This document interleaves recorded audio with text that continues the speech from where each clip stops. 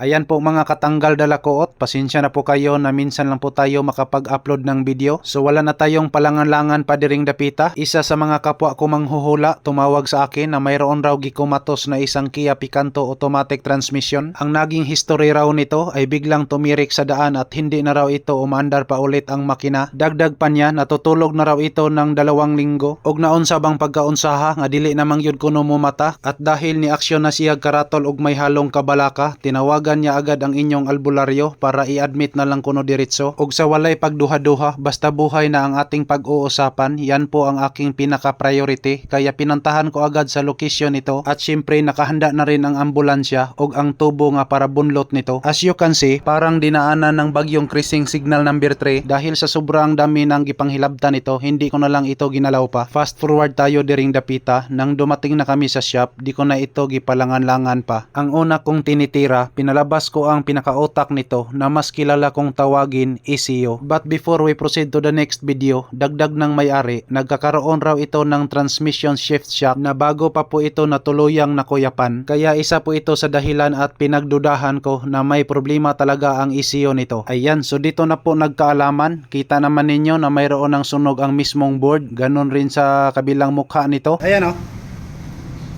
Kita natin ngayon na nasusunog na. Pati ang power IC ay pumutok na rin, kaya pinaalam ko agad sa may-ari na dead on arrival na talaga ang sasakyan niya. Pero di pa rin ako sumuko kahit dumating rito na wala na ginhawa. As always, I'm trying to do my best. Tinitira ko pa rin ang ibang ugat ng utak rito, pero sad to say na di talaga ako nag-success. Ibig sabihin, either you like it or not, you agree or disagree, lahat ng bagay o tao sa mundong ito ay may katapusan talaga. So sa mga may pagkayawanon pa og hunahuna diha, pagbago na kayo kasi bagong Pilipinas na po tayo. Fast forward na sadda kay medyo taas-taas na gining pagabidyo ha. Dumating na ang order namin na surplus ECU. Medyo kinabahan ako ng konti dahil baka di mawala yung transmission shift shock issue. Ang tanging masasabi ko lang sa kapwa ko manghuhula, pag lumabas ang fault code na P0748, palagi nyong tandaan, i-trace up nyo muna daan ang ECU kung ano na ang kahimtang. Wag na wag kayong mag-diagnose agad ng transmission overhaul para di tayo maulawan sa may-ari. Pagkatapos kong naikabit lahat, ginamitan ko ng kunting totho at orasyon palumpayat di ka makurat, borikingking, borikongkong, borikangkang, halahayang tikongkong, tikangkang, kay hiloton ko na imong piang.